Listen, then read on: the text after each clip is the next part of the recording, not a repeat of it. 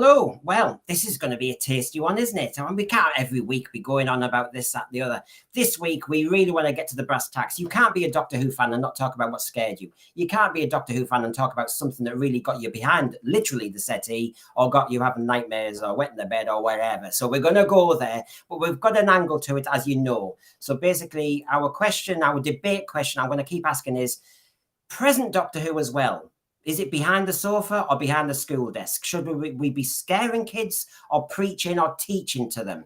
So basically, please give us your scare stories. Please tell us everything that got you watching Doctor Who. Why were you scared? Is Doctor Who still doing that? Should it get back to it? So please fill the thread with ideas, and I promise I'll try and get some of your scare stories up. I need a panel to do that. Otherwise, it's just a one-man show talking about his own memories, which I think is called sad. So I'll bring our panel on. So welcome, everybody. Good afternoon to most of you. Good morning, I'm sure. Is it still in America, Michelle? It's still morning by 1 hour. Still morning. Now, of course, you know, I think those who do watch the show know that I can't just kind of introduce the panel. That would be too tame. I'm sorry, because this lot, you need to get them triggered up. Some of them, you know, you know, it's a bit like, you know, you're charging a battery. You need to get them going. So I need to get Nobody's not charging you for this. Right. So basically, let's it's cheaper than therapy. It's cheap therapy. Imagine, I also regret charging them up because then I can never get a word in edgeways. But there you go.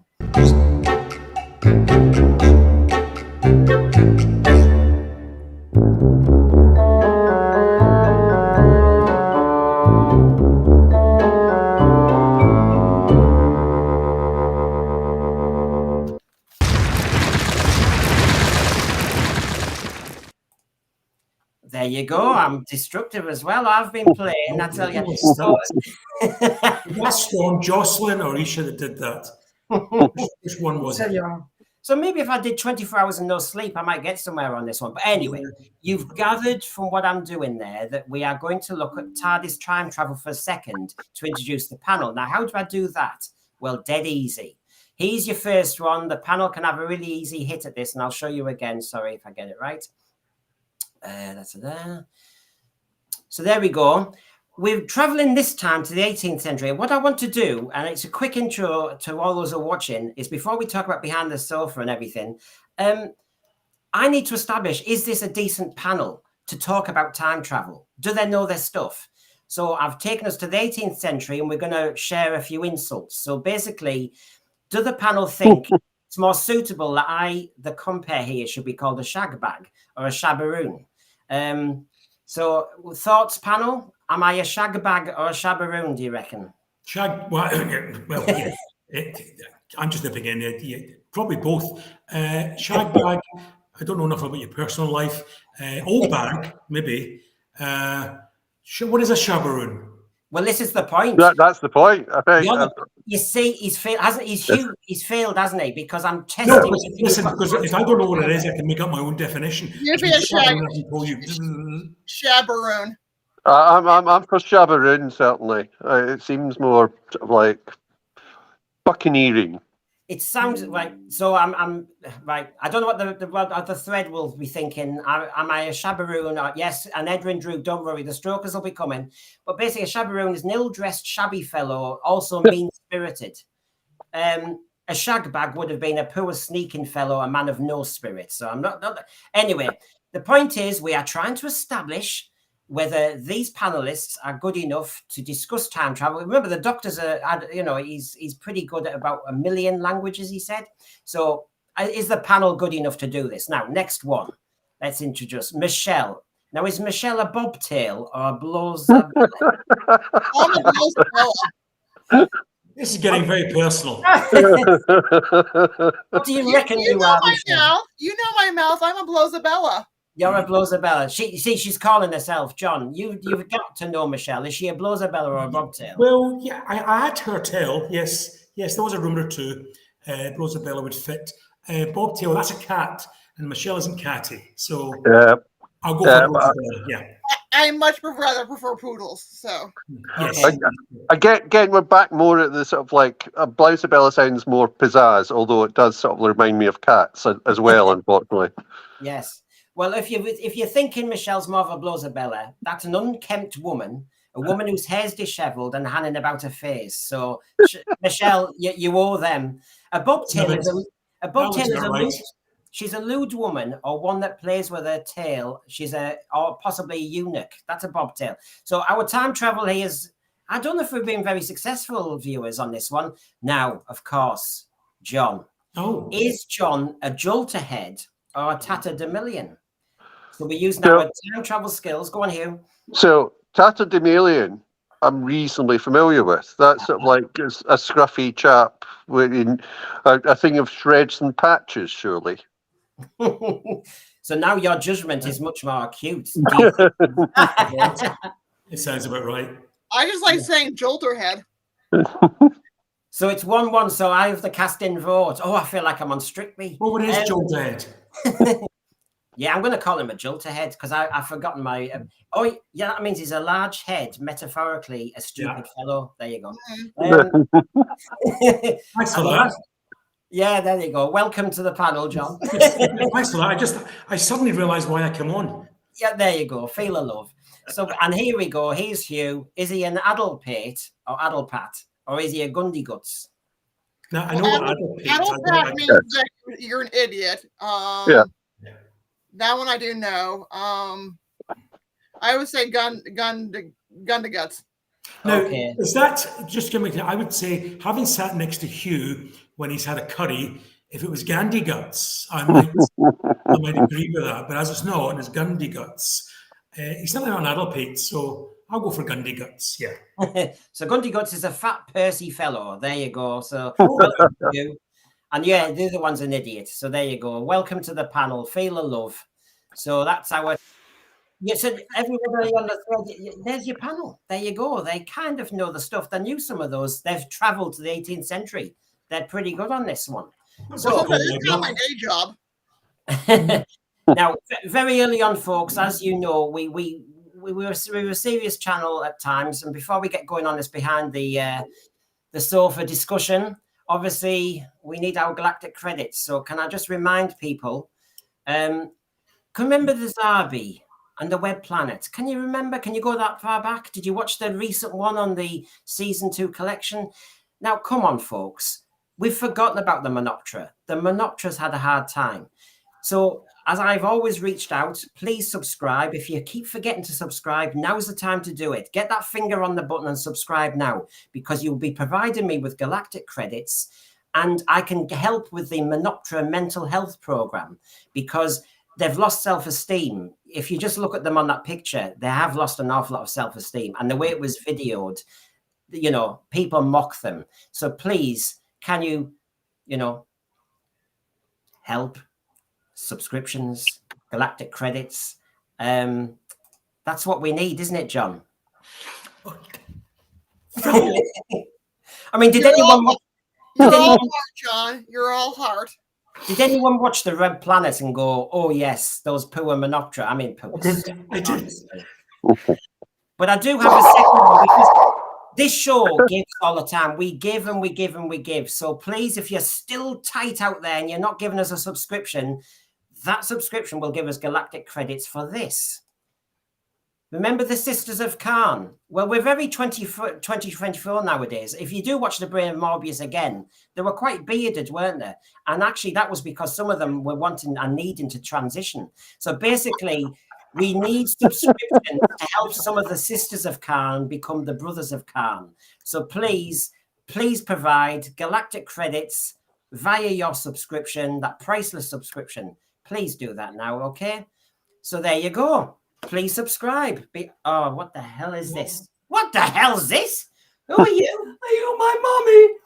Oh, right. Well, the last time I looked, not, but maybe I'm a Sister of Khan. What are you talking about? I'm the empty child. You're the empty child. You'll be a wallop child in a minute. What are you doing here? Well, I'm trying to help you get subscribers. You'll be losing me subscribers. So who have you come as? John, get your hand out of that place, as you know why. Is that supposed to be a gas mask? John, that's my territory. Get off. There's only one hand allowed up there. I put the gas mask on because there's a horrible smell in here. I tell you what. What are these chat-up lines? And you said he was bad after curry. I tell you what. Yeah, it's my Gundy guts gone. Can I check as the king's in? The king can do it. So what you're on for then? You're trying to help me out, are you? I'm trying to help you get more subscribers. What, dressed like that? Yes. What's this? That's not a gas mask. It's an old sock with a blooming plastic thing. What are you doing? I've tried to. Well, hey, is that John in the panel? It is, yeah. Hey, John. Yeah. Brendan, is Yeah. he the one that you said was one of the Sensorites? Oh, well, something similar. I didn't call him a sensorite. I Yes. said he talked a bag of Rhymed. I bet it rhymed. Sensorite? What? Centerite.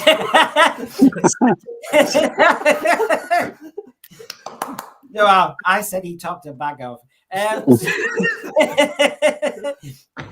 Honestly, get off, honestly.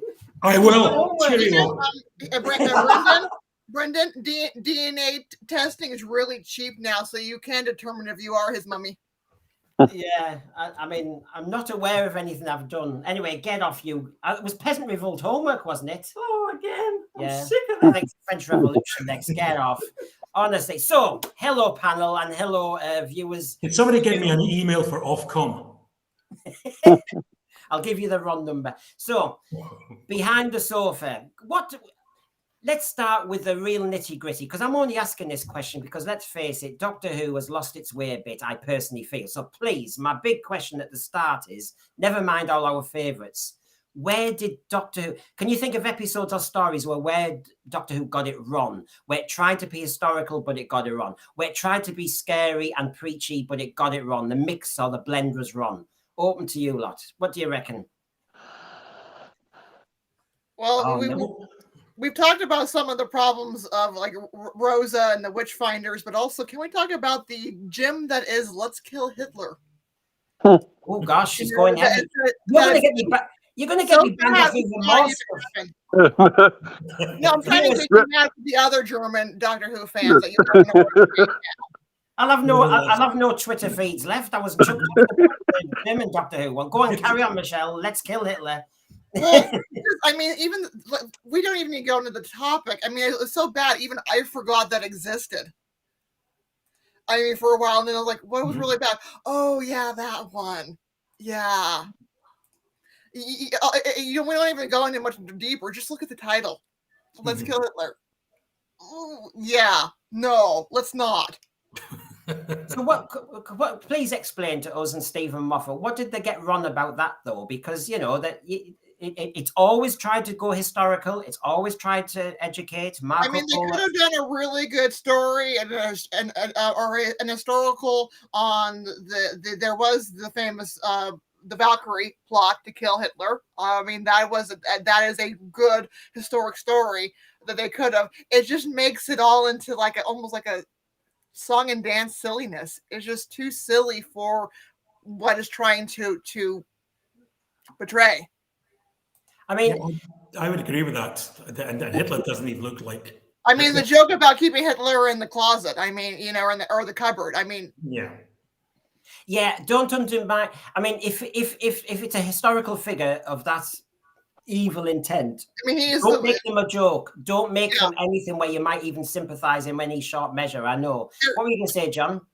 I was just saying that this is an area where Moffat was really writing Doctor Who as sitcom, and the whole concept of Let's Kill Hitler was just there for the title and the shock value of it. It wasn't there to perform any historical backdrop to the story. It was just a nice thing to say, and at the beginning of the episode to lead into the story, and then to give Moffat an excuse to do what he does very well, which is a sort of farcical type comedy, and he did it very well. But it wasn't historical, it wasn't particularly scary, and it certainly wasn't really much like Doctor Who.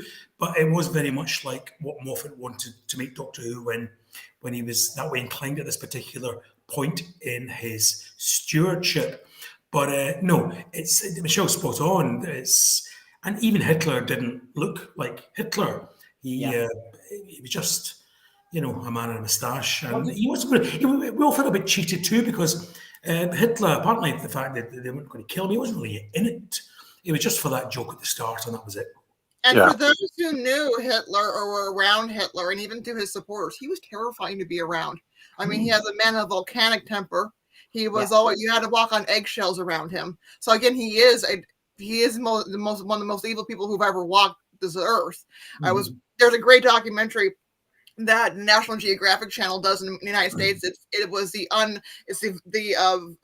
interviews of people who were with Hitler in his final days, and at the end, the Navy officer is talking about. I mean, he goes, "He is worse than Al Capone. He is worse than a gangster. This is the most evil man that ever walked the earth."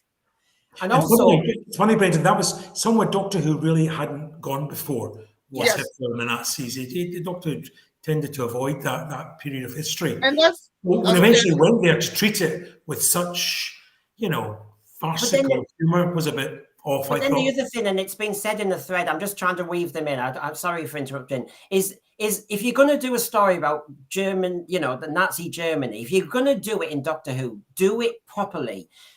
Genesis of the Daleks would have done it better. But in this case, yes, as I've said in the thread, it became a River Song story, the regeneration and all that stuff. And, deal with Hitler. I think Hitler's a big enough subject to not then dilute it with other stuff and from. How many times have we said during these programs, these streams, that writers and showrunners they want to promote their own creations, and River Song's a Stephen Moffat creation. And yeah, for a while I love the character of River Song, and I love the way Alex Kingston played it.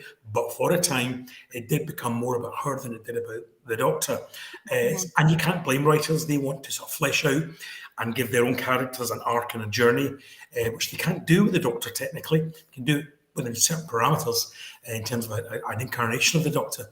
So, yeah, this was mostly about River Song, and that was used as a backdrop, which is a shame because I say that somewhere Doctor Who hasn't gone before, and I think there really is good parallels there with the Daleks and Nazism and all the rest of it. I hope this doesn't get me banned from Germany. I know. Well, the thing about it is that all that it exists to do is to have that as a title. Yes. You can set the rest of it. You can set the whole story, leaving aside that, anywhere, anytime. Yes. Now, what do the panel think of this? So Darko 24 has just said in the thread about Warriors of the Deep was probably the worst execution in the classic series. And just before I ask you for your comments on that, remember, joined us on the show. We've just started this Doctor Who Get It Wrong. The classic episodes when you could see they were trying to be historical, or they were trying to scare you, or they were trying to preach you, and they got it wrong. So what are your comments about what Sadako 24 says? Well, I think we all remember Warriors of the Deep, don't we? Too preachy? I can see where they were going, and again, I would rather watch Warriors of the Deep than over a lot of the modern stuff too. So I'm a lot more forgiving of the classic era of It's False, also because that was also extremely difficult filming. That there was a lot of things that went wrong behind the scenes on Warriors of the Deep. If you cut out the weird little monster, he actually had a good story there. Yeah, I think that's the thing. The story's okay. Yeah. I think. I mean, I quite like the ending in terms of Davison's cri de coeur about that, but it was over-egged. But to the extent, I think that's because it was too long as well. I think I think if you're going to dislike Warriors of the Deep, there's a lot more to dislike about it than any heavy-handedness there was about its preachiness. You have to remember, this was 40 years ago, at the height of the Cold War, Reagan, Thatcher, pre-Gorbachev. So I lived through that time. So I am aware of how dangerous a time it was. And through most people, especially people who were sort of burgeoning adults, people who were coming in, to that time where they were going to join the workforce or go to university. And it was their futures, and their futures was in jeopardy. So it was right the Doctor Who was going to tackle this and address this, but it was quite depressing in a way because what they were basically being told, although neither of the power blocks were ever named, they were just east and west, were basically being told in 100 years from now, things are just going to be the same. And that was a bit dispiriting, but it did address something that was very much going on in the 1980s. And we thought we'd reached the end of history in the 1990s when the Cold War ended. And It's starting to feel present again. Lots again. So Warriors of the Deep may well turn out to have been correct. Yeah, it Yeah, feels rather present now. Even though it's 40 years old, it feels rather present. And again, It does, yes. it's also Also, like Warriors of the Deep might be quite prescient in predicting a future that we thought wasn't going to happen in the 90s and early 90s. like Vengeance on Varos. It predicts reality TV and our indifference too. And we have to see the more schlocky, the more suffering. It's very prescient also. Hugh, what were you going to say then? Yeah, again, one of the things to echo what John was saying, and it's something I've talked about recently outside here, is if you watch music from the early 1980s, nearly every second song's about nuclear war. 99 Red Balloons, Frankie Goes to Hollywood. Yeah, so, even Duran Duran have "You're as Scary as a Nuclear War." It is bizarrely interwoven into the culture. Well, funny sorry. couple. Oh no, I know. Sorry, Michelle. Sorry. Just before we really get going, so we've talked about quickly where some stories have got it wrong. And of course, we're down here to say whether it should be a preachy show, teachy show, educational show, or a scary show.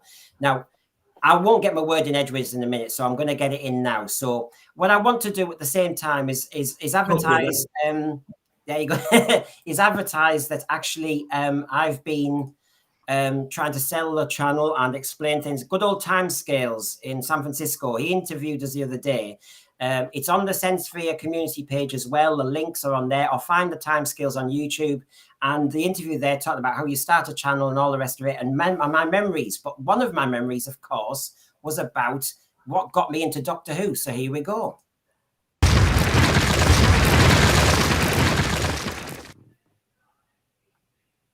I remember being scared, and you felt safe when they went back to the TARDIS. I remember him facing the Sea Devils, and when we live on the coast, and going to the coast, I struggled for a while as this little 3 or 4 year old because the Sea Devils come out of the sea in one of the episodes, and so that was vivid. Wow. The Daleks, yeah, I know that, and the houses then, big terraced houses, and of course we had power cuts and all the usual stuff in the early 70s. So basically, your mum and dad might light up the lounge you were in. But if you wanted the toilet, like I said, I was only 3 or 4, you wanted the toilet and you just watch the Sea Devils and it's a dark hallway, no way was I moving. And so I just remember how it really infected your dreams. So you started to think, if that monster came into the house, if I saw that monster come round the street, and you imagined all these scenarios of how you would escape them and all the rest of it. So I think the imagination was just fired up so brilliantly by that program. That after that, I was won over and addicted to it. That every Saturday night I would be there.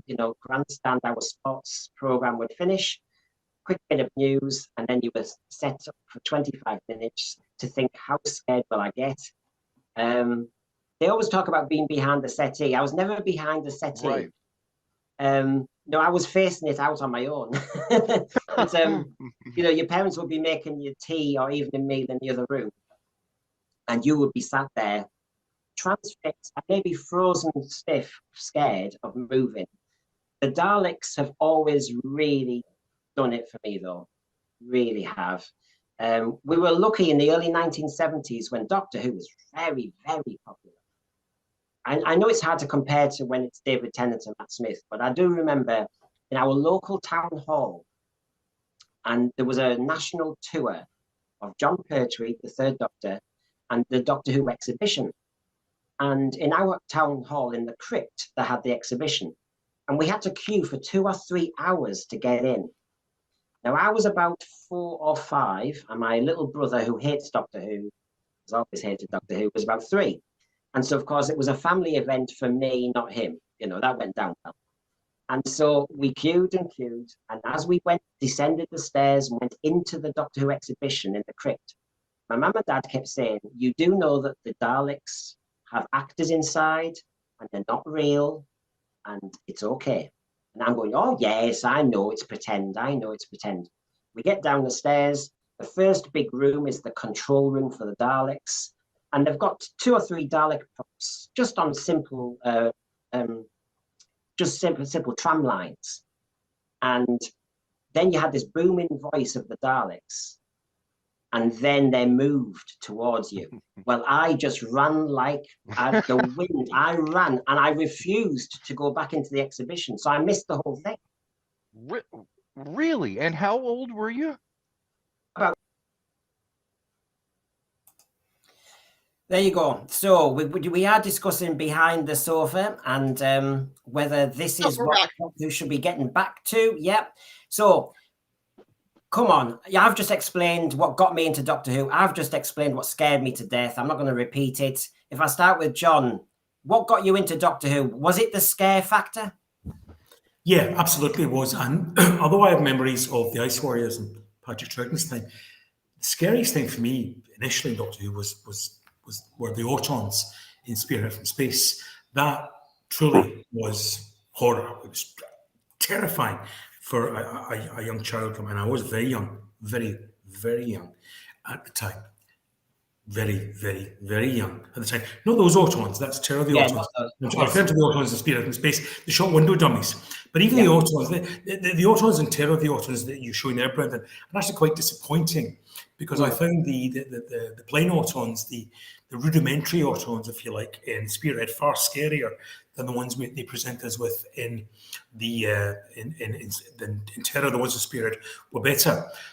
Just that blank face is just a terrifying image. That lack of humanity, that lack of expression really resonated. But more importantly, I think when you get to episode 4, the High Street, which in those days, and I'm sure across the world, was the place where your mother took you to do shopping, whether it was for clothes or whether it was for groceries, was a safe place to be. It was hustle and bustle, and nothing ever horrific would happen there. Horror was for haunted castles and dark, creepy corridors, not the average Saturday morning high street. And yet, death came to the high street in Spearhead from Space. Shoppers, people just going about their business, were gunned down and killed. And this is shown between 5 and 6 o'clock to children of my age at tea time on a Saturday.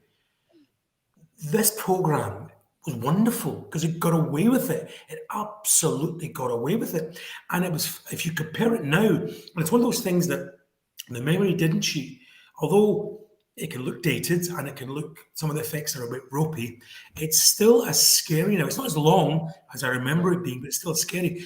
But the only thing I would say about it now is that when you compare it to similar movies at the time, movies that were getting X certificates in the Hammer House of Horror, Doctor Who has been far scarier. Far, far scarier. Not just for kids, but for grown-ups too. And I shall take with that to my dying day because I can't, even to this day, I double-check mannequins and shop windows. Yeah.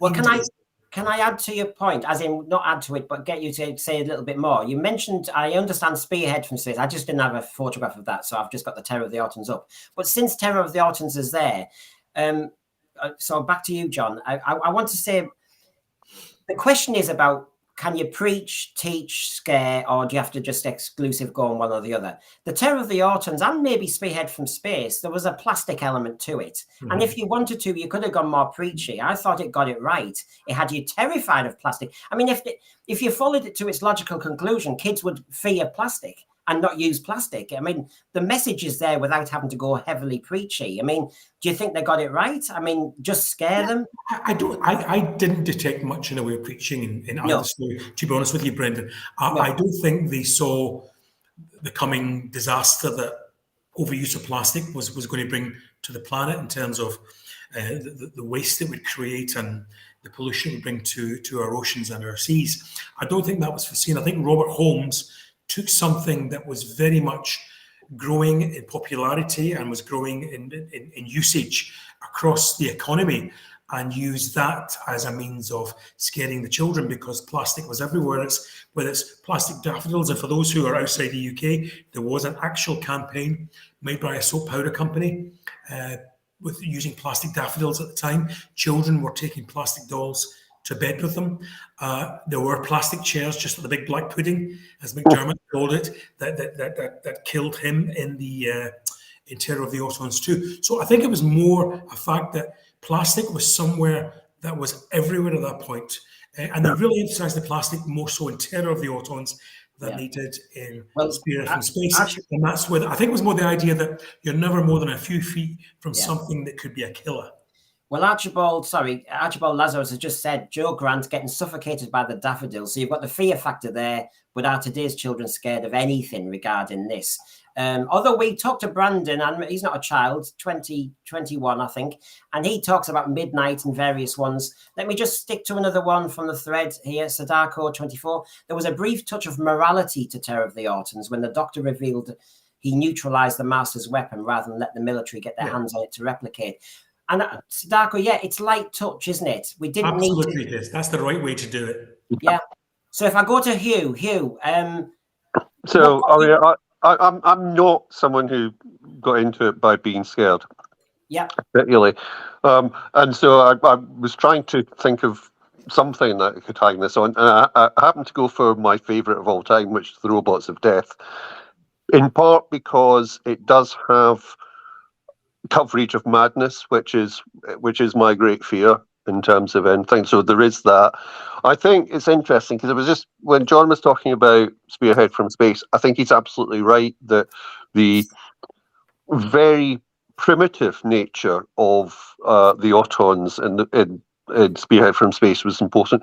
And yet here, as you just put out, the robots, for whatever money they produced them for, are absolutely beautifully realized. Yeah. Incredibly well done, and done on a shoestring. But it really works because it introduces enough differentiation so you can actually have different classes of robots.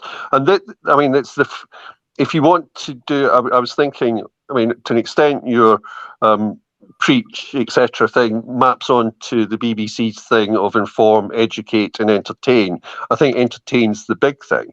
Yeah. There is a bit here in terms of the use of robots, though, which is quite different from most of the things that happen in Doctor Who, in that it's much more influenced by Asimov and the idea of what robots can and can't do.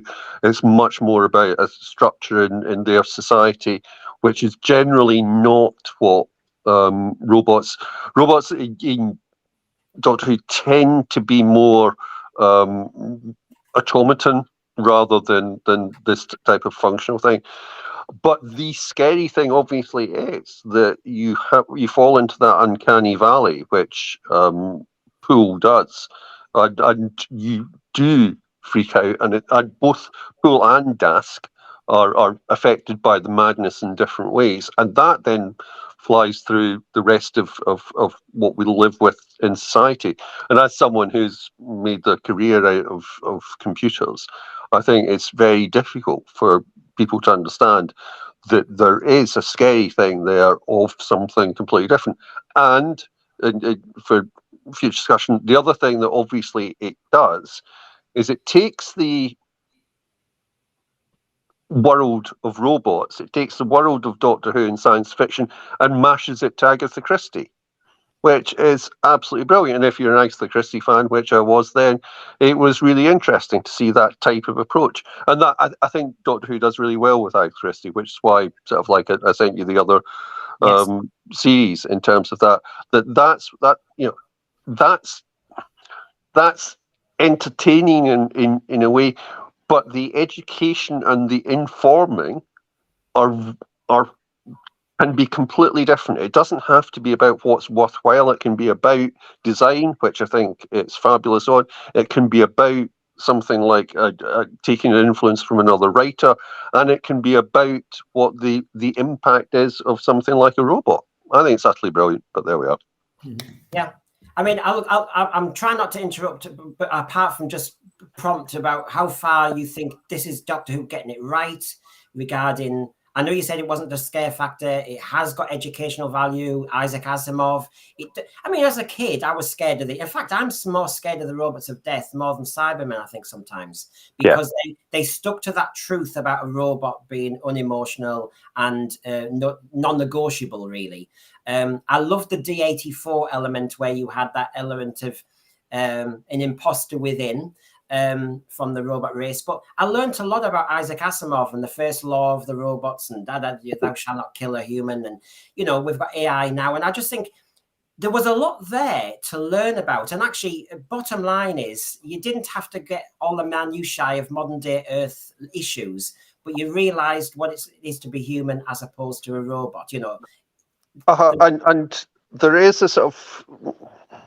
There's obviously something hinted at in terms of the society or of the humans is, it's gone soft a bit because the robots do all the work. It's become, sort of like the very fact that the clothes and the makeup are extreme are because they are decadent. There's a decadence there which is based on that, and that hints back at sort of like 1920s stuff again. That's all the way through in terms of that. It hints back at that decadence of the 1920s, but also looks forward to what not really having to do the work does. You were going to say something, John? Yeah, I just it's funny listening to what Hugh's saying there.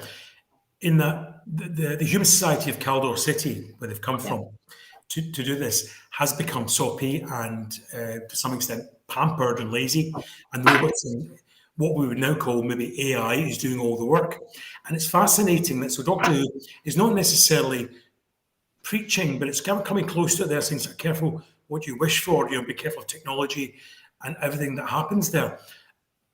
But it's funny, isn't it, that as we now begin to enter that period of human existence where AI is becoming more important in our lives and going forward may well take over a whole lot of tasks that human beings do, we are aware of its dangers and we are aware of what it might entail for us. So whereas those humanoids on Caldor were apparently unaware, they put their absolute faith in robots and couldn't contemplate that robots themselves could be behind the deaths. As it turned out, it's not. It's Taran Capel who fixes the robots, but nonetheless, the robots still carry out those murders.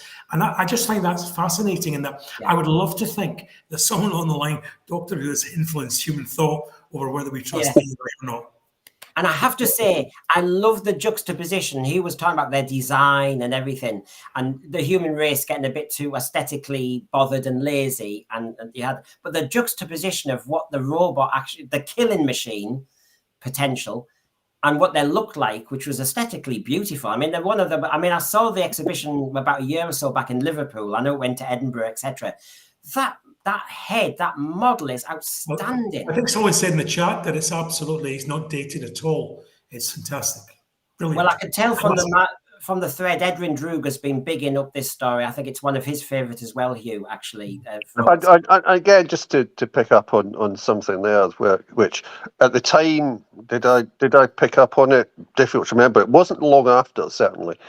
But the use of Taran Capel to echo Carol Capek, who wrote Robots Are You Are.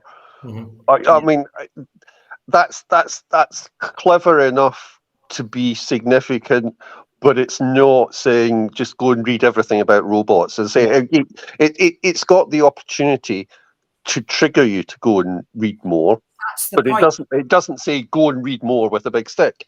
That's the point. Isn't it? Telling modern day writers exactly how to do it. Exactly. I think it's a good point, Hugh, because this is if people are thinking, am I trying to trigger people with our headline, behind the sofa or behind the school desk?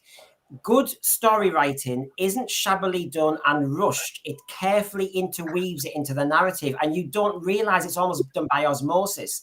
And yes, any young child or teenager watching Doctor Who, you would hope, with Save Robots of Death, would have their interest peaked and go and maybe look. But it's not. We're not told to. And Hugh, I totally agree with you on that point there. So what's going on? Oh, geez, what the hell is this? What is going on? Please like and subscribe to SenSphere. It helped me get a place in a miniature care home for tissue compressed lugger. What the hell's that on your head? He's just. Have you seen this? What was that on your head? Can you see that? Is it caramel? It's my Logopolitan brain. You're pretending to be a Logopolitan. Yes. Dear God, honestly, it's getting desperate. Are you for real? I'm eating that in a minute, by the way. I'm eating that, I tell you. Never mind. I'm eating a Logopolitan's head. Well, this show is done on the same budget as Classic Who. Yeah. Might as well. I hope everyone enjoys their tea. So what you do? It's the whole Stroker family pulling a stroke here. What's going on? I'm just trying to help Sonny. Get your subscriptions up. Yeah, please like and subscribe if you like this sort of tat. What? Listen, I'm just here because it's helped me get a place in a miniature care home for tissue compressed Logopolitans. Oh, the little people. Yes, we Yes. mentioned a few weeks ago. Remember, we talked about our galactic credits from your subscriptions. Press now, please. Do actually get those poured, compressed by the master Logopolitans. A lovely care home. It's called a doll's house, and have little abacuses. But paying for staff is hard because you have to compress them as well.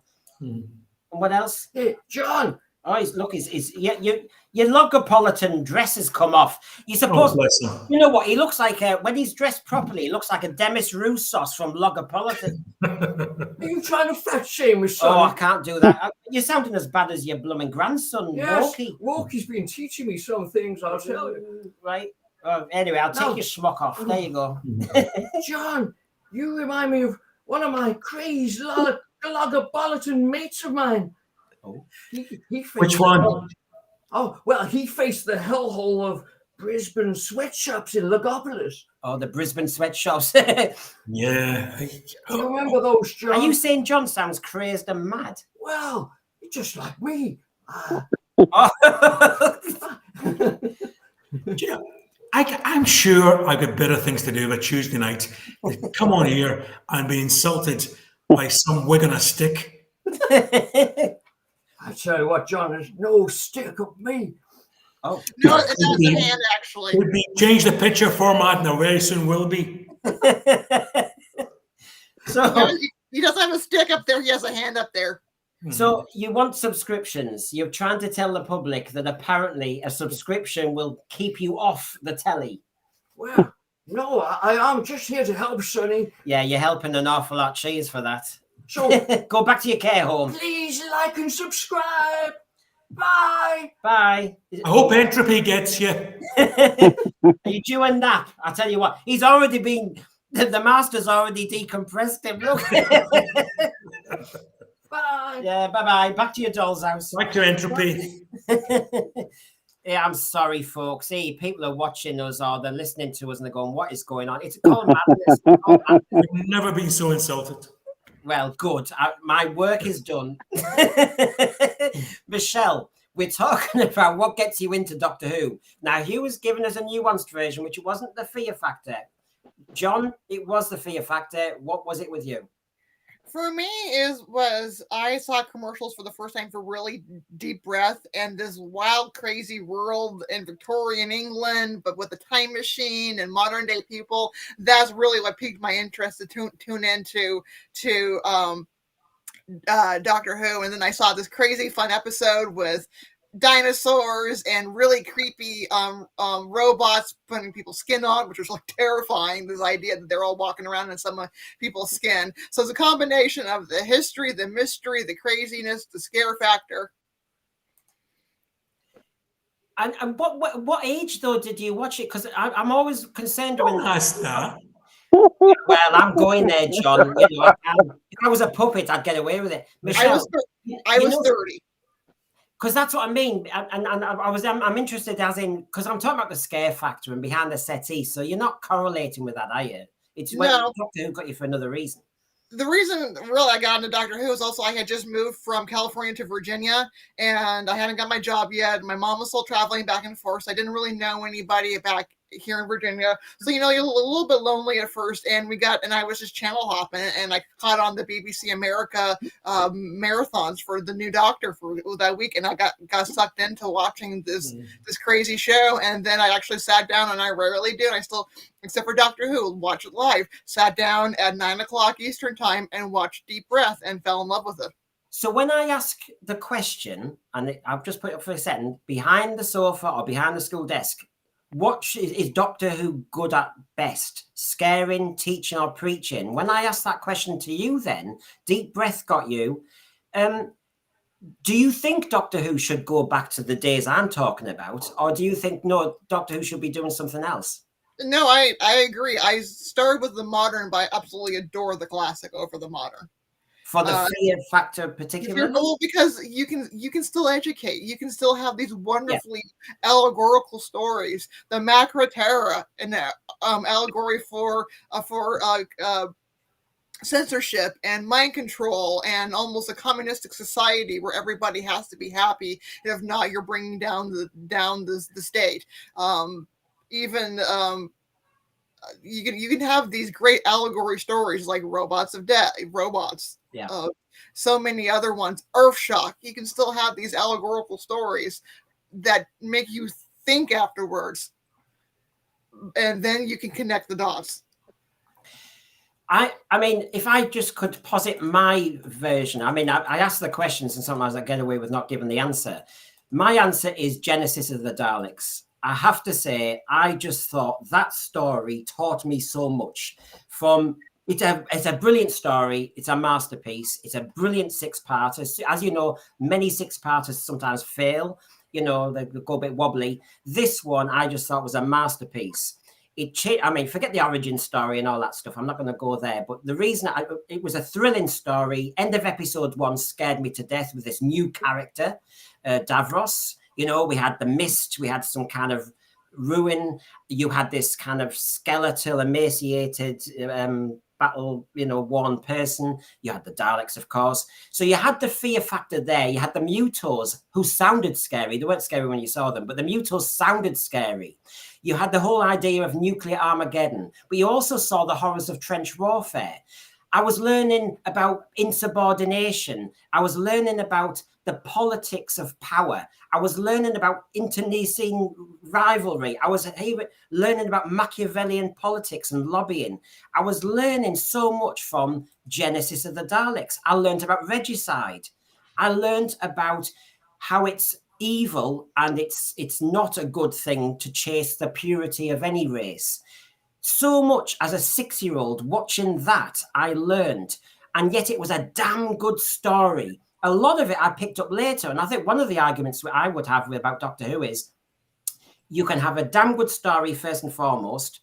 Some of the stuff is thrill and engage the kids, and it's good for the parents too. And a bit like The Great Gatsby, every time you read it, as you get older, you get something else from it. And I think in Genesis of the Daleks, because it's well written, you get to see it from its different levels. Anybody got any comments on good old Genesis? I think you said a lot of the things that I would say, Brendan. I think that scene where Tom Baker considers whether he's got the right to destroy the Daleks. Yeah, it's one of those things that if it had been written badly, and I would suggest that some of the scenes in more recent times, particularly under Chris Chibnall, have had that impact, but been written badly, and they come across as empty words. Yeah, that's just brilliant, and it does make you think, even at a fairly young age, what is the right thing to do? Mm-hmm. Yeah. Now you mentioned that point. I mean, I'm pleased everybody else come in on this one. The reason why I thought Genesis was good, I've stated most of them, but you've just mentioned that example about they should, have I the right, the classic one, where Sarah Jane's character does an awful lot of work there as well in the dialogue. But also, as a kid, and when I had the record, I'm sure you all had the album type thing, I loved the scene, I think it's in episode 4, when Davros says, hold on, I know I'm torturing you, but I want to have a chat with you, Doctor. And they have this amazing chat about the concept of having a virus that could kill. And would you release it? And there was a philosophical discussion between the Doctor's character and Davros. And as a kid, I remember at the time, you want it for the Daleks and you want it for Davros. But I remember thinking, God, this is good.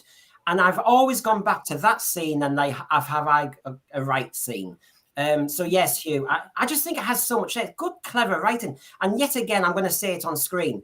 Terry Nation gets deserved a lot. He's always criticised, same formula. But my God, when he's pushed, that was a hell of a good story. Good story and morals. Go on, John. I think we probably have Hinchcliffe and Holmes more to thank for that than we do Terry Nation. To be honest, I know what you mean. Yeah. So I don't think that given, although I love Barry Licks and Terrence Dicks, I don't think had Genesis been in their season, it would have had quite the same oomph or impact that it does under Hinchcliffe and Holmes. So that's the first thing. Second thing is, just agree absolutely with you. What all those things that you mentioned there, Brendan, that came to you later, maybe at the time and a lot of it later on. Yeah. Certainly that moment near the end where the Doctor debates with himself about whether he has the right or not to kill the Daleks. And Sarah really comes in as the voice of the audience there, of children watching this, and saying, well, of course you do, because she refers to the Daleks as the most evil creatures ever invented. It's always said in a childlike way. And because we're all sitting there saying exactly the same thing, which gives the Doctor the opportunity, so you get the whole concept of moral dilemma here, gives the Doctor the opportunity to say, well, so many good things will happen as a result of the Daleks. So you're being asked to question, okay, the Doctor takes the Daleks out of the equation. Does that therefore mean that a lot of the people who would be allies wouldn't themselves become enemies and fight themselves? So the wars that may not have happened with the Daleks would have happened between other races. And that's the cogs turning and all the rest of it. So it's the old modern phrase of careful what you wish for. And perhaps what the Doctor's pointing to there, to the less initiated amongst us, the children in the audience, and through Sarah and Harry, is that while the Daleks do terrible and evil things, perhaps the greater evil, we don't know, would be to take them out of the equation, and there could be universal war between races and planets and whatever. The other aspect of that, which I think is that I don't think children would have been thinking about that unless it was written into it. It would just be, oh yeah, kill the Daleks, they're bad.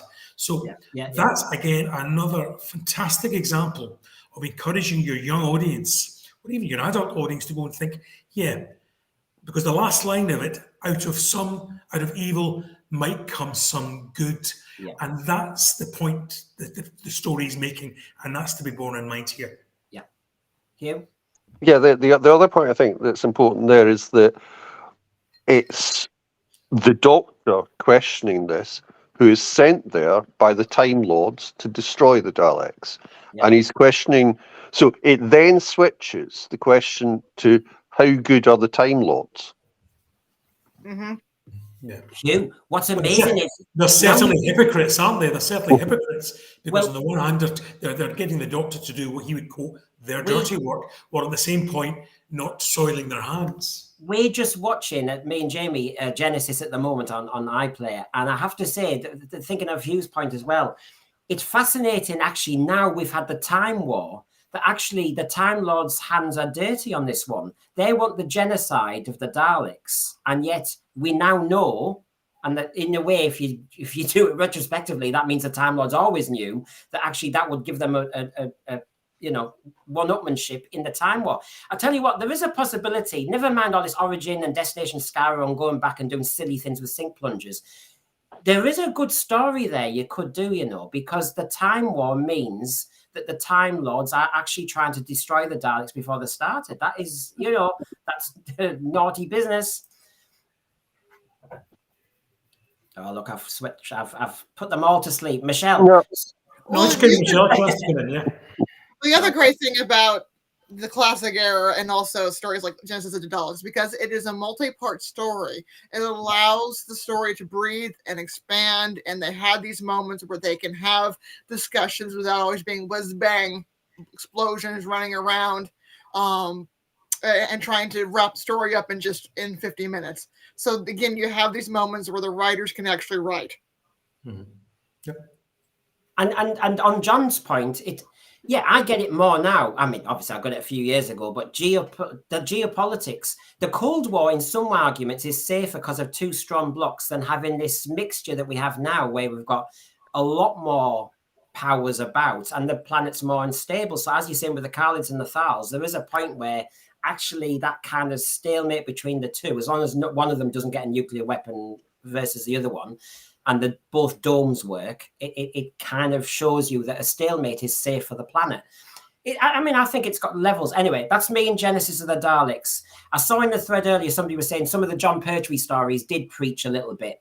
Now, one I wanted to mention was Day of the Daleks, because I learned early on, freedom fighter or terrorist. Suddenly, I was introduced to the concept that not everybody who's called a terrorist necessarily will be. It depends who is calling them a terrorist. And I just found that, that was illuminating, because I'm one of those who'll say that's terrorism, that's that. But of course, the terrorists in Day of the Daleks weren't necessarily, were they?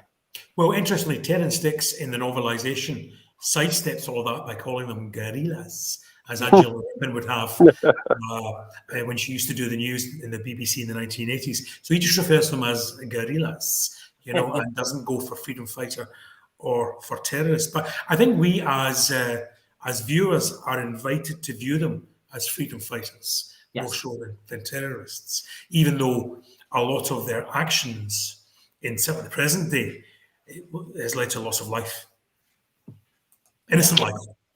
There's a sense, I think, in which that question of how someone or how a race is good or bad or whatever is the central question throughout virtually all of Doctor Who. Because being the outsider and because of observing it, so you have the web planet with the Zarian Menoptera. You have the Drafins, etc. You have switches in terms of perception of what's good and bad because it's too easy to make those assumptions, and arguably that's what it's always been good at. And that's the difference between that sort of Doctor Who and what we get nowadays, or we've had recently, certainly in the Chibnall era, where certainly on 2 occasions, the story stops and the Doctor turns almost the camera and lectures us. Certainly at the end of Praxis and at the end of Rosa, we get told what the moral, just in case you missed it, kids, here's what the moral of this story is. And that just sums up why Chris Chibnall, now I might not have mentioned this in the past, so I'll say it now, just for those who may not have got this. That's why Chris Chibnall is a hack. He proves it again and again and again. And when we look back in the more unsophisticated 70s, there we were, in Genesis of the Daleks, Day of the Daleks, being fed sort of metaphors for events in our time. And where we are 50 years on from that, in a more sophisticated time, apparently, where the action stops, the Doctor turns the camera, info dump. Shocking. He's a hack. And if anybody doesn't believe us, if you go back to the Timeless Children discussion we had, it's still there, of course, on YouTube. You'll find John reinforcing that point about Chris Chibnall's writing. And if you want to actually enjoy it even more, go to our 5 most controversial moments in Doctor Who, and you'll find John mentioning that maybe Chris Chibnall is a hack again. So basically... Hold on, or just the last other 19 episodes of the Sin Sphere. I was mentioning it.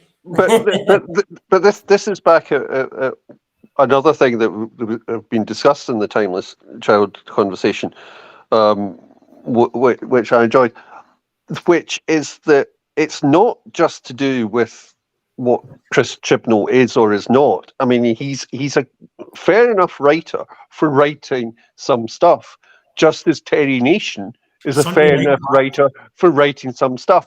He shouldn't be the showrunner. No. He shouldn't be doing the control. And the showrunner, no matter who they are, even if they are Russell T Davies and Jesus Christ rolled into one, which I think Russell thinks he is sometimes, spot on, they should not have the power.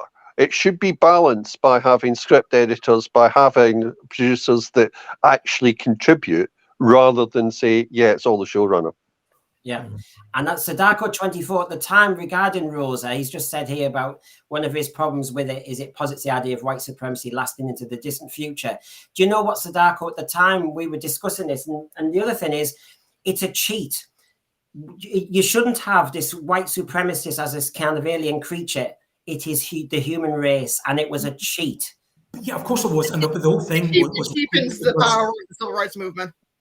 Yeah, because this character, as handsome as he was, and he was a handsome devil, a handsome cove, is introduced with no motivation. He just is a racist. And that's it.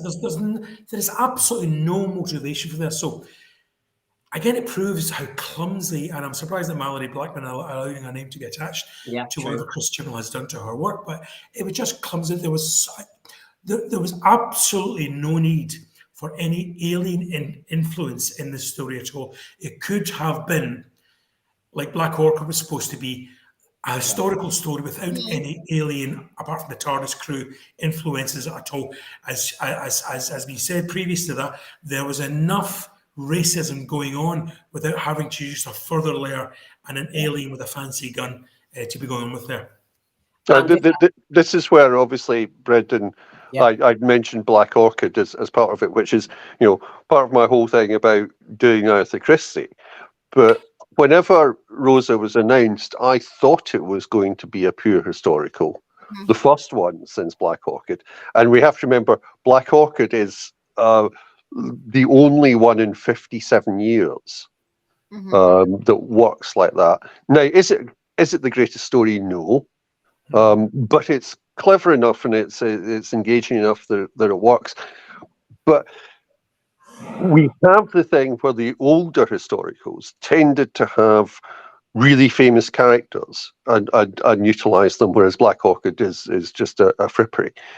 Had they done that with Rosa, had Chibnall done that as a straight historical, he might well have escaped the hack title. Now, while you're on Black Orchid, Hugh, what was it about it that made it stand out for you regarding, when Doctor Who can get things right historically? What did you... Again, in part because it's so much of a frippery, because it does channel into this whole thing of, let's make it something that addresses the influence of Agatha Christie. We're back at another manor house. There's something going on. It gives Peter Davison the chance to do an audition for Campion, which he then later played. It works on that sort of level of doubles and stuff. It shows the influences. So again, there's lots of stuff you can go and read from this in terms of the influences of it. But it's just nicely done, and it works as one of the great things that the BBC had always been quite good at in terms of Doctor Who is doing costume drama, because they didn't have to get new costumes generally, or if they did get new costumes, they'd be useful in something else. It's brilliant economy. I take your point, Hugh. I know it's not one of the great memories of all time, Black Orchid. I think as a kid, I was always desperate for another monster story. And of course, historicals just landed badly for me. I mean, Kin's Demons I nearly coped with because the Master is in it, that kind of thing. But I did The Visitation. Who mentioned The Visitation on our panel? John's talked about that for the Pteroleptos. Just to point out, obviously, the King's Demons is the same writer as Black Orchid. Karen Studley, yes, yeah. Jill mentioned The Visitation, she was saying. Yeah, I love The Visitation because it plays perfectly with the beliefs of that time period of they would see, and in fact, it happened after the fire, but there were shooting stars seen in the sky around the Great Fire of London that people were seeing as portents of evil. So it's playing in with established historical fact, the belief of the time period, the belief of that at the supernatural origins of the Great Fire of London, and it's just a fun story. It also plays in with the fears of the plague. People didn't know how the plague was coming, so there are, if you follow the ancient alien theory, but some people believe the bubonic plague was created by ancient aliens, and so it just kind of plays in with a lot of the superstition of the time period, things we know about history, the fact that the fire actually did stop the plague. Also transformed London into the city that it is today. And it's great. They kill off the sonic screwdriver. It's just a fun episode. Yeah, it was this last shot that got me. I love the story, I have to say. I think this is when Peter Davison landed to me big time. And then it was a good, and he had proper monsters, because I'd been wanting them in Photo Doomsday, but it wasn't quite the same. Shape-shifting, can't stand it. It bores me, apart from Zygons. Kinder, not really my story. Is as an adult, but it wasn't as a kid. And Castrovalve, I loved with the Master, but it wasn't monsters.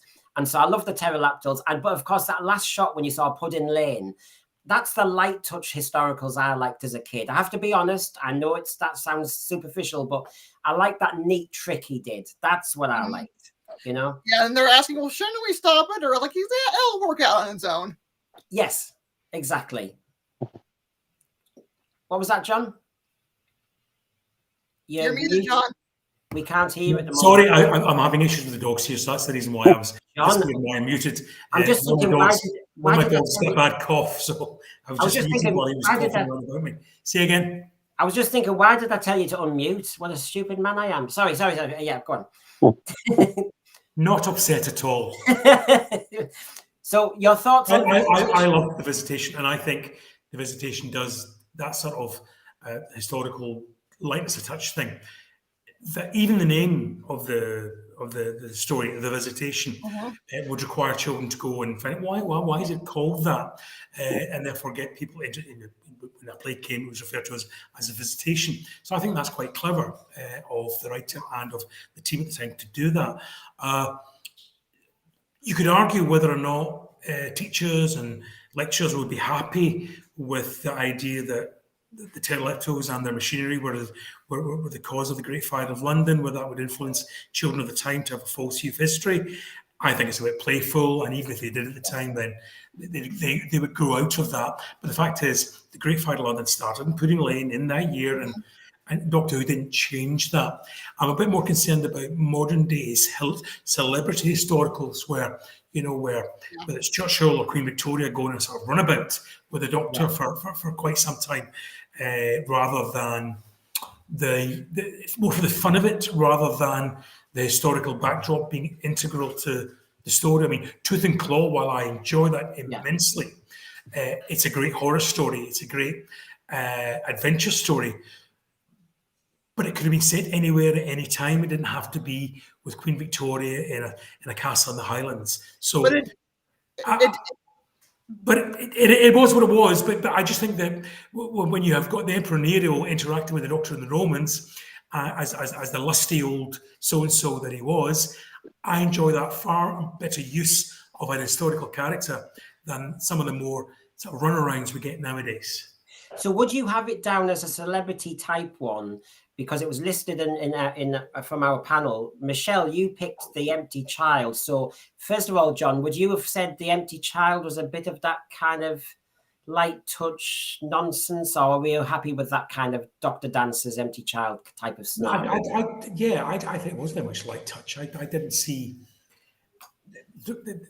much of what was going on there, to be honest, apart from the fact it was Doctor Who being probably scary, probably for children for the first time in a long, long time. And it's no mistake that it is both the Empty Child and Blink, which are remembered, by members of the public now. Not only, they would remember the one with the gas mask or the one with the weeping angels, but some members of the public actually remember the title of the stories now. And that's real cut through, that Doctor Who's had an impact. And I'd imagine all those who watched it as children are now showing it to their children. And that's what Doctor Who should do. That's ultimately, if Doctor Who can get a little message in, by the way, good on it, fantastic. But Doctor Who's principal purpose became, I know it wasn't that initially, but Doctor Who's principal purpose became more to entertain more than it was to educate. And that's what Doctor Who does best. And it can do it in an educational sense, in an educational setting. People can pick up both historical facts or indeed moral points as they go along with Doctor Who. That's fine. But principally, I think Doctor Who should always be about getting people entertained by scaring them. Yeah, and it's a clever idea to use the gas mask. I mean, that stands out. I mean, it's obviously bothered Walkie Stroker. Now, Michelle, you picked this story. What did you want to say about it? I picked it because, well, also it's scary as heck with the face mask, but also I think it does a great way of conveying the bleakness and the sadness of the Blitz without overdoing it. you get an idea that yes, these are people that are suffering during the Blitz, and also I feel that from my own family history. My late grandmother lost her cousins in the Blitz, so I always kind of felt that at that, I feel that loss that she felt for the rest of her life, losing her childhood best friend. Even though they had never met, they were pen pals. And just one day, the letters just stopped coming, and it was because she and her sister, who was named after the princesses, one was Elizabeth, and the other was Margaret Rose. And Margaret Rose and her family, the bomb came down, and that's it, and they're gone. And the letters just stopped coming. So I kind of felt that you get that sense of what it must have been like to live through the Blitz, that sense of loss, all these orphan children, but then also it comes in, and when the doctor saves everybody, you feel it because he is a war-affected character. They did it once. They're overdoing the saving everybody because it fits in The Empty Child and the Doctor Dances. It doesn't fit there. Okay. Absolutely, Michelle. Stuff like I remember watching that, thinking, this is really good, because so often death is treated just as something that happens, and the Doctor, although caring, doesn't get it. Mm-hmm. Yeah, absolutely. I would also say that I think someone said in the chat, the idea of ration books and all that. Yeah.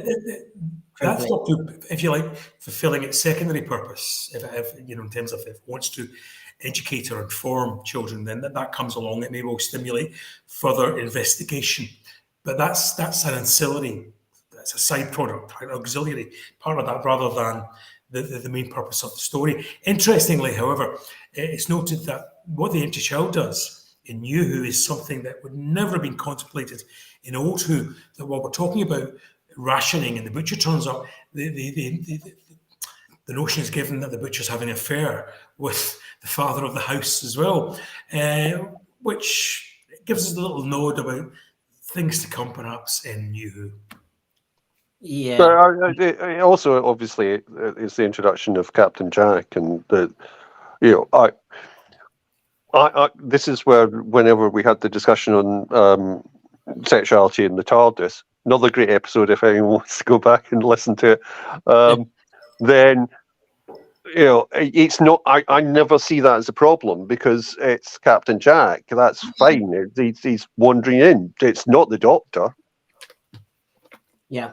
I mean, it did set, just listening to what John said about it, maybe set a few seeds for later. One seed it really did lay down on, which is lazy narrative writing, which is the big reset at the end, which I know it was a happy story. It was a happy moment. It was a dark time, really, for most countries in Europe. But I just wonder whether you think, well, I don't know, the reset, nice and neat. And maybe that sets one of the lazy habits that came later. Yeah. Right. As Michelle said, it happens too often now. Well, yeah. Now, John, it's lost the effect. Yeah, well, exactly. Do it once. Just this once, everybody lives. Exactly. It should be just this one time. One time I can do something and stop these because it's flying. Babies are dying. Yeah. My great cousin, she was a child. She wasn't even 15 yet when the bomb came down on her. Now, I wanted to mention, because when I was asking the panelists, John has many ideas. He doesn't need to list them to me, but you did mention, John, the Green Death. Yeah. You kind of like. No, over to you on the Green Death. On it. Did you get the balance right? Yeah, and I think this is an example of early. I know, interestingly, we've already discovered Pertwee's Doctor Who doing this quite deftly too. When we discussed Day of the Daleks in the chat, we mentioned Kirsten Pellerin. Here we have a story which is about pollution and big business creating pollution, and big business creating pollution that kills people. So, and that's what the premise of the story. But interestingly, throughout all of it, the Doctor and Jo are sort of pitted against each other, and the Doctor is seen as protecting big business. He works for UNIT, and UNIT works for Global Chemicals. And Jo goes off to work in the Nuthatch and support the protesters, and through Professor Jones. And when she's describing why she's going there at the beginning, the Doctor's not really listening. He's doing his usual thing about Metebelis 3. But while this is seeded throughout the programme, it never stops. It never stops and says, "Hey, folks, pollution is bad. Hey, folks, Yeah. big business is bad. Hey, folks, capitalism has led to the destruction of this community." It never once does that. If anything, both of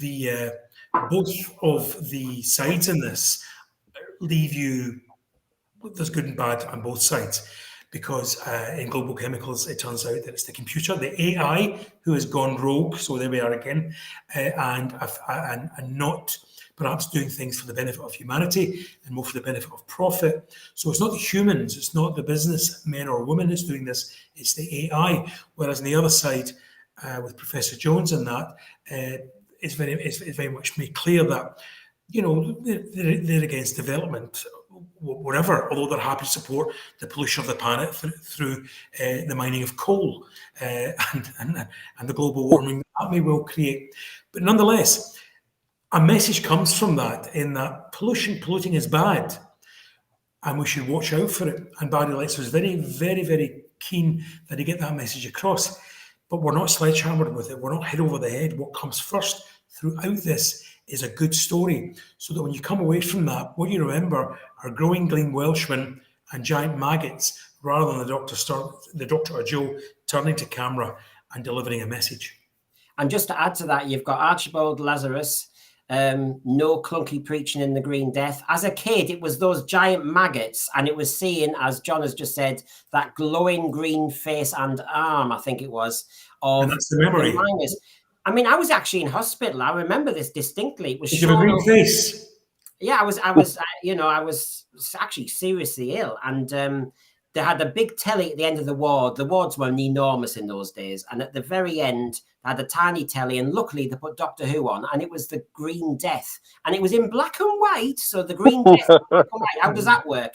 But I remember this miner, and I remember the maggots, and I was sat in my little hospital bed, and it scared me to death.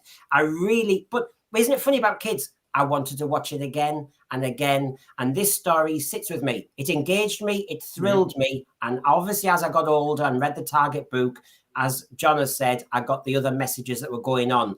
But as Hugh said also with Robots of Death, I found out later, and that's another way. I mean, me and John, as teachers especially, we know, don't do didactic. Don't sit a kid and talk to them for hours and lecture them. It won't go in.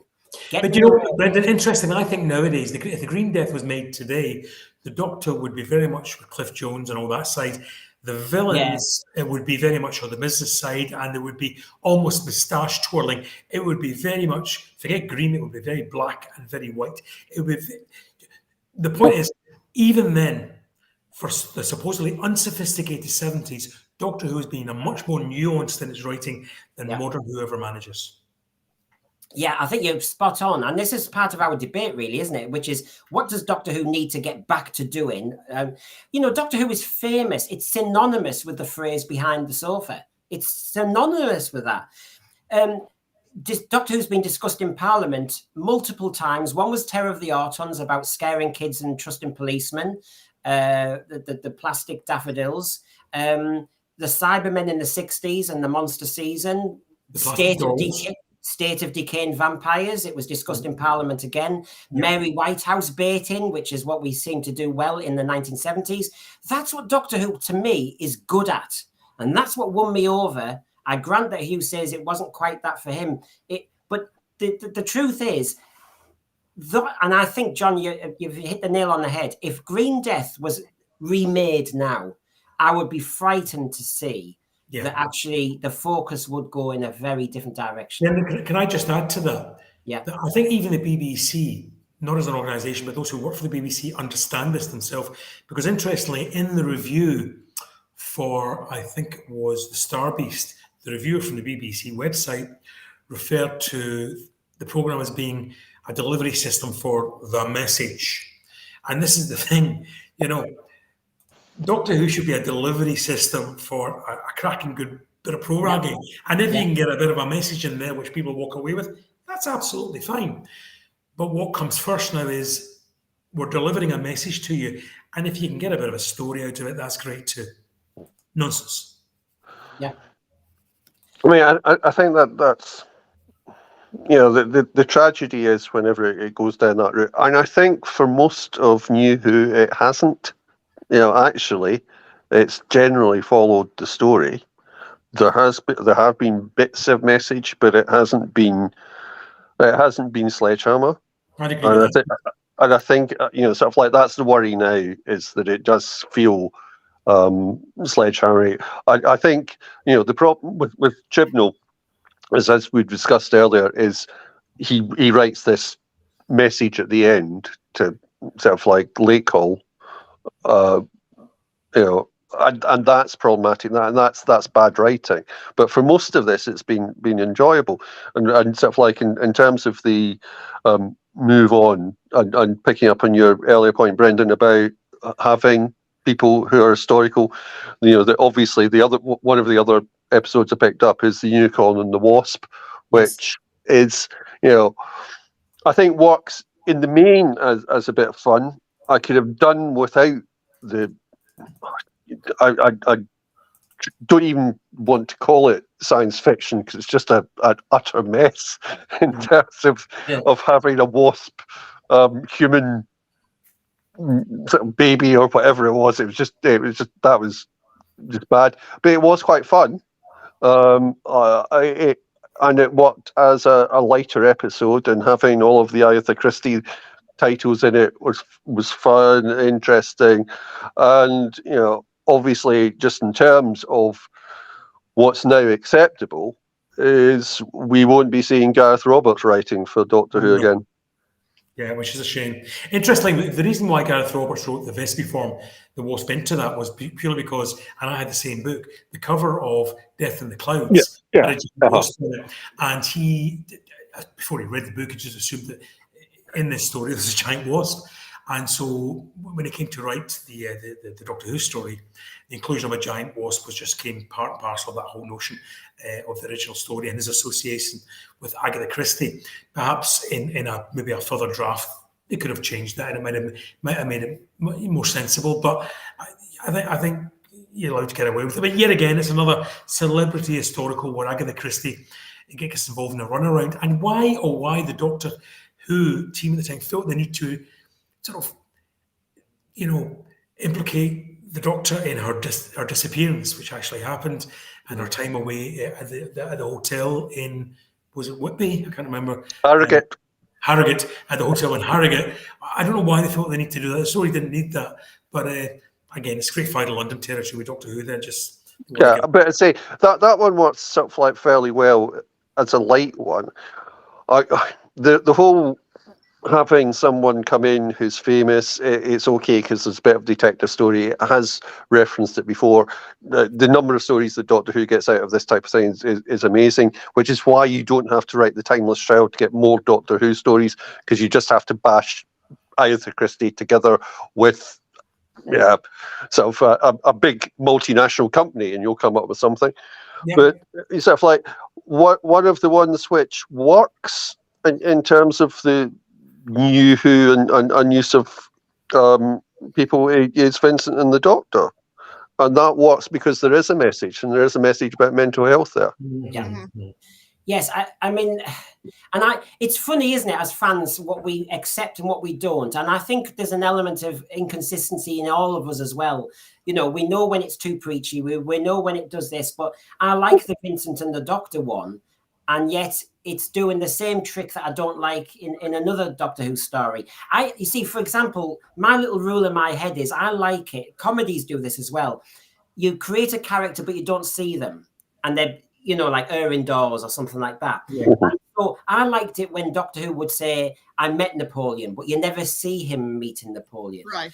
That kind of thing, or doing whatever he did with Houdini, because he seems to mention Houdini an awful lot. But basically, let's not see the scene. I kind of like that with Doctor Who, where he throws away these lines. Oh, I was talking to Queen Elizabeth I about this. Now, of course, in New Who, he's bedding her and he's actually marrying her. It's all very different. So in a way, I'm going against what Hughes just said, but I agree with him. I liked Vincent and the Doctor. I think one of the things about that is that Vincent is written as a real character, not just you know, oh, I'll just go and cut off my ear. Yeah. Mhm. And the Doctor's interaction with him is based around that. The thing with Queen Elizabeth I is just shocking. That's just ridiculously bad. Well, Yes. Vincent and the Doctor also is about death and accepting that people die, and sometimes they die young. And because the writer was also dealing with the death of his sister. So it's accepting that they don't try to stop Vincent from committing suicide. It's that it's okay for him to decide when he wants to go. He knows that he's going to live on, so it's okay for him to pass and to transition away from his mental illness. I think unity will break out amongst the panel here, because I absolutely agree with everything said about Vincent and the Doctor. Because while it is a bit of a runaround, it's got a celebrity in it, it's so much more than, oh wow, look, it's Vincent van Gogh, or oh wow, look, it's Queen Victoria. There is an absolute point for this character to be there, and as Hugh says, it's because it addresses the point of mental health. And that whole scene at the end with Bill Nighy and where he's taken back there is truly heartwarming and heartbreaking at the same time. It never happened, but you're saying, I wish it had, for the man to know that his work was appreciated. And when Amy is delivered the line by the Doctor, no, he still dies, he still kills himself. It doesn't make light of the illness that Vincent van Gogh has suffered. It's not one move from the Doctor and you're cured. This is an illness that ultimately kills the man, despite the fact that he finds out that his work is appreciated years in the future. And I think that's very adult and not preachy at all. And what's interesting is Edwin Droog in the margin. I say in the margins in my thread. I didn't like the monster in the Van Gogh story. Yes, I'd almost forgotten it, because the point is, as Hugh said, it's the mental health issue. It's not really relevant to the thing. It was allegorical depression, which often feels like here. It's a means to an end. That is a MacGuffin. In terms of proper MacGuffin, and therefore, I think there's enough. The monster's really there as a symbol, and he could have done it without it, but it's okay because it's not concentrated on. It's not. No. It's an interesting point to make, Hugh, because in this question about should Doctor Who teach, preach, or scare, the weak attempt to get scare and monster into that Vincent and the Doctor story almost ambushed it.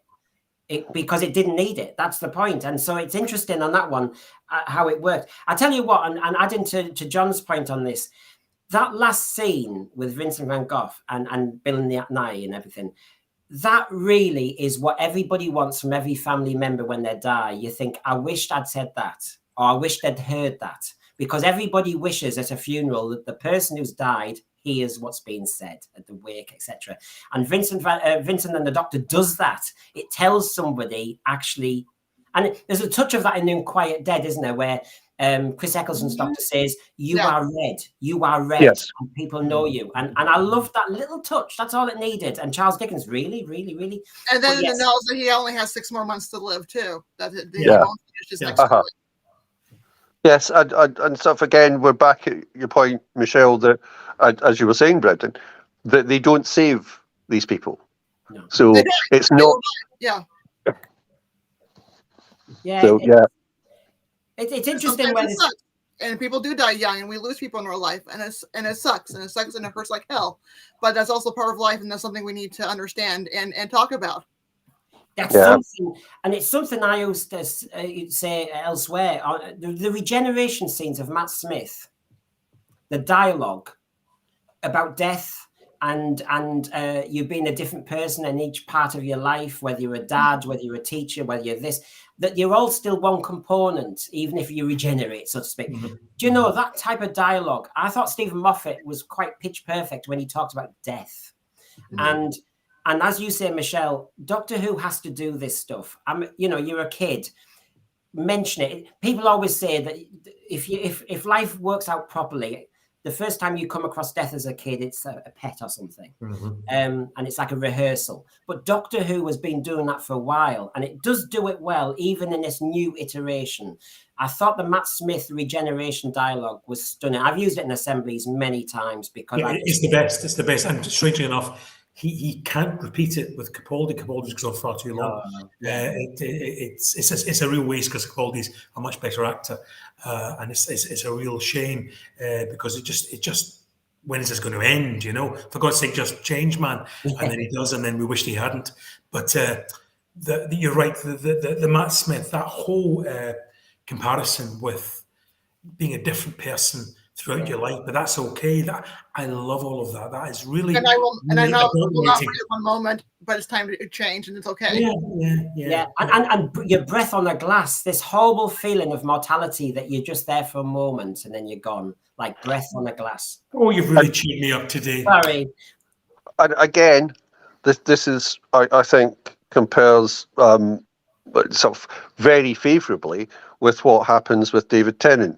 Not only do we have him not accepting it in a way which doesn't seem to make sense, but then Russell doesn't accept it and he brings him back. Yeah. Mm-hmm. Yes, I don't want to go. I mean, I would have thought lots of people ill. Who wants to go? We all want to live on, for God's sake. So I get the line, you know, but to then bring him back and and it's all done to death. It's like what? You know, you get sick of that lazy line as well. What? Just could I say one thing about Vincent and the Doctor, which always amazes me, is whenever it was announced and it was by Richard Curtis, I was dreading it. Yeah. Because Love Actually and stuff like that. Rich Curtis is a great writer in the first part of his career and then wrote a lot of crap. But he came back and wrote that, and it's brilliant. Mm-hmm. I mean, in our final few moments, has anyone? I mean, there's Mummy on the Orient Express. There's the Witchfinders. There's loads that have been mentioned in preparation for this. Is there anything people want to give a shout out that should have?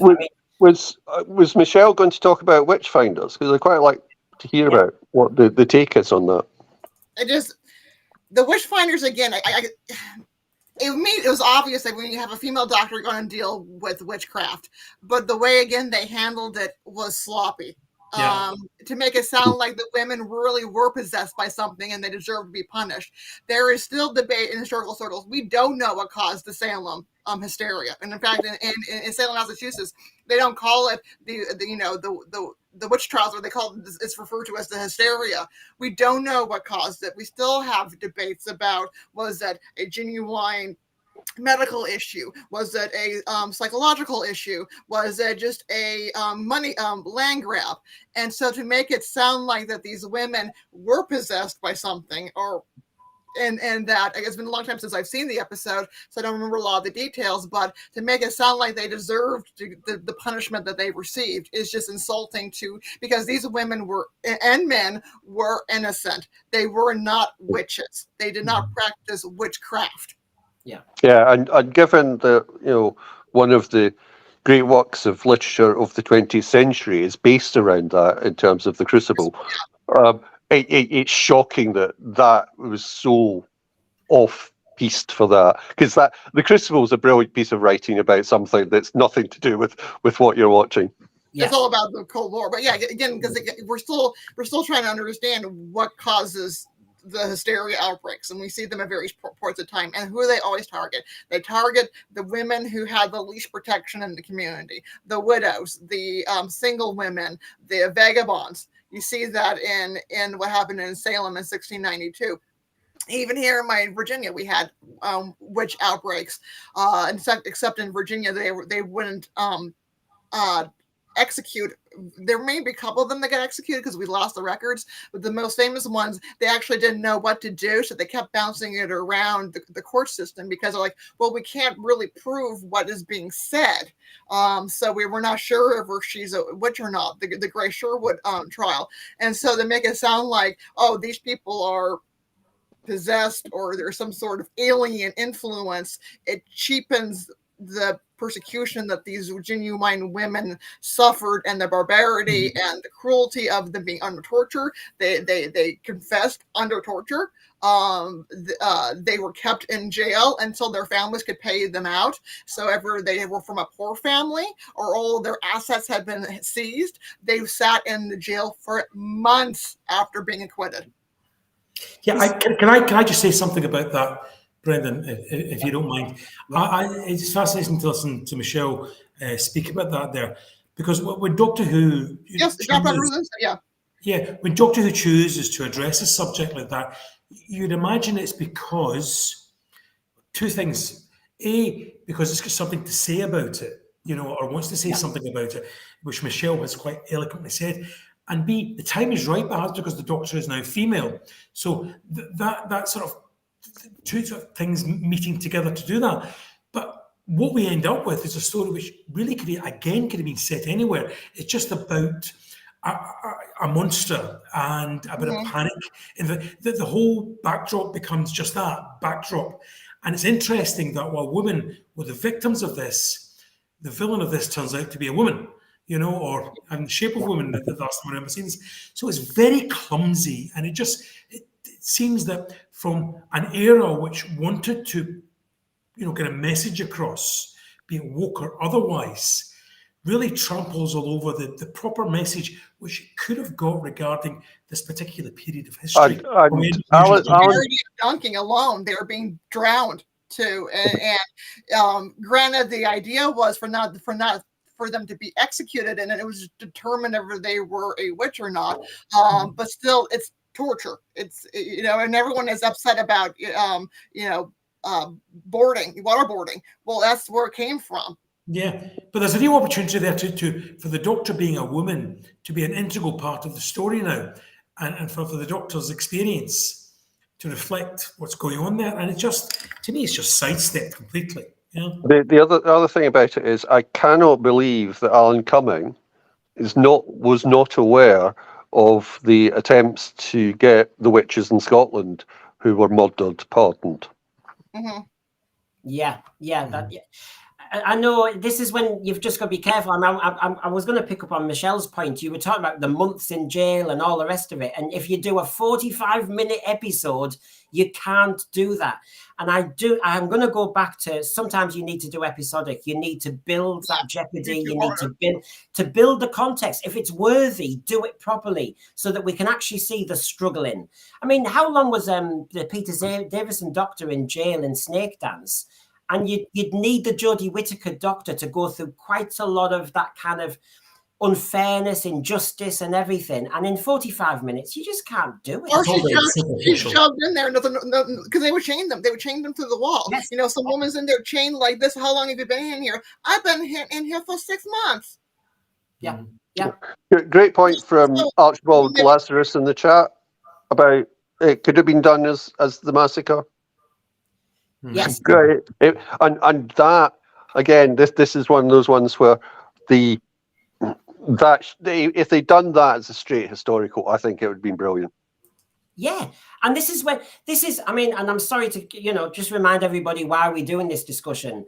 Should Doctor Who be just scaring kids, the classic behind the sofa thing? Should it be trying to teach, or does it sometimes fall into preach? And as you're saying, Hugh, there, I'm not averse to a good old historical, and it is just a historical. We've all listened to some of the William Hartnell ones, and I love them. There's some really good ones. Everybody wants Marco Polo back, that kind of thing. So it can be done. The Crusades is another one. I absolutely love the Crusades one. Absolutely love it. So it can be done. I'm not averse to it. The thing is, if you're going to do it, just make sure a lot of the context is accurate, and you don't need a monster like in Vincent and the Doctor. You don't need to do any of that stuff. You can do it properly. Anyone got any final? Oh yes, I was just going to say, for example, just to show you where I think they can get it right and it can be so subtle. Carnival of Monsters, which I love it's one of my go-to comfort blankets. As a kid, I do remember one thing from it, which is I learned there's the little people. RTD mentioned those in our news program the other day, didn't he? The little people that he still thinks he remembers and is one of. That you realize that your little fish in your little fish tank, you know, whatever little pets you have at the time, that, you know, to think about them rather than think they're just something stuck there. Because in the Miniscope and how the Joe and Doctor character were treated when they were stuck in there, and how they were talked about, and they could have been killed so easily, that the people on the ship, you know, that taught me as a little kid, oh gosh, you've got to look out for, yeah, somebody says the leprechauns, the little Laputions and all the rest of it. And this is when Doctor Who gets it right. A great sci-fi story, but it made me realize something. But it didn't get clunky, and it didn't have a screeching of brakes to say, by the way, children, you know, always care for your tadpoles. You know, none of that. Any final thoughts from anybody on anything we've not brought? Oh, no. I thought you were asleep. Sorry. You just mentioned little people, so I just came along. Yes, I thought you were asleep, bedwetting away, scared of something. Wokey, son, come on. Yeah, somebody the other day thought I was a ventriloquist. No, I don't want to be. Well, see you two. Thanks for trying to get subscriptions up. I've Please probably gone back down to naught now. Come on, Wokey. John looks troubled. He's going to say something. I know. I know you just want to tickle him. You. Wokey, I saw your paper on the Peasants' Rebellion. I'm very disappointed. You could have done much more better. Wikipedia is not a source. Yeah, plagiarism. I'm a teacher. Oh, Plagiarism, Michelle. terrible. You'll never get to Oxbridge, I tell you. I thought it was really good. Well, Now, if you work hard, you could write a great historical about the Peasants' Revolt that would work for Doctor Who. It's a there great you story. go. Listen to your Uncle Hugh, right? Okay, Uncle Hugh. Off you go. Yeah, come on, Wokey. Son. Yeah, honestly, Bye. see ya. Missing you already. Bye, my pretties. So, panel, I will say goodbye to you, and I'm going to have a final message to our viewers. I'm going to have a little rant for 2 minutes, and then if anyone's left, I will see you all. But thank you for all coming on. That was a really good debate, and there was an awful lot of interesting things there. Peter Harrington saying, "Go to bed, kids." That reminds me, it's like the magic roundabout moment, isn't it? It's kind of Zebedee arriving and saying, "Right, time for bed, time for bed." But yeah, no, thank you. And thank you for really thinking about some of these issues. I have to say, please join us on Sense Free in the future. We really want to do debates like this. Send us a message in the thread about the types of topics, because this is what we want to do. A news show on the Sunday, and we want to do a debate show. And there's a lot to debate, and it's not about being triggered, and it's not always about slagging off New Who. It certainly isn't. There's an awful lot of depth to do and complexity. So thank you to my panel, to John, to Hugh, to Michelle. Thank you for joining us. I'm certainly going to have a little rant now because I have to. It's me. So if everybody wears with me, Mind your blood pressure, dear. well, I know. Here I go.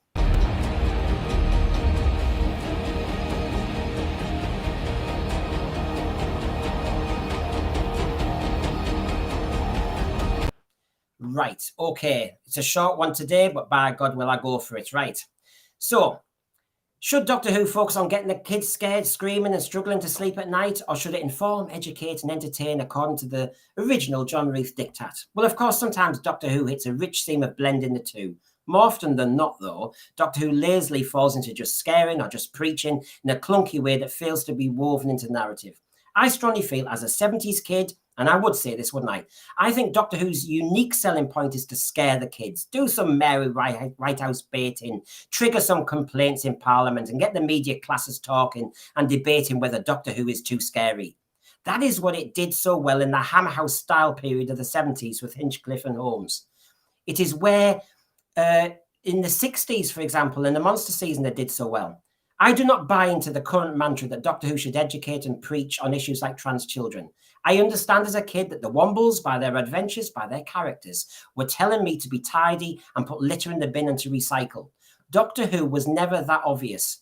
Good, careful writing meant that the kids were scared by the giant maggots and the green death facing the miners, while the adults could see the political environmental messaging. The Curse of Peladon was a feast of monsters for me, while my parents could see the parallels with the UK debating whether to join the EU. In a good, well-written story, you follow the story, you engage with the characters, and almost by osmosis, the message is received. By the way, the messaging was subtle to the kids way back. No screeching of brakes to pause the plot while some awkward, preachy moment arrived. I picked up from the Genesis of the Daleks all the stuff I said earlier. I won't repeat now, don't worry. It was a masterclass. And anyway, Doctor Who does not have to deal with every single issue separately, bogging the plot down in a current modern Earth Western liberal fad.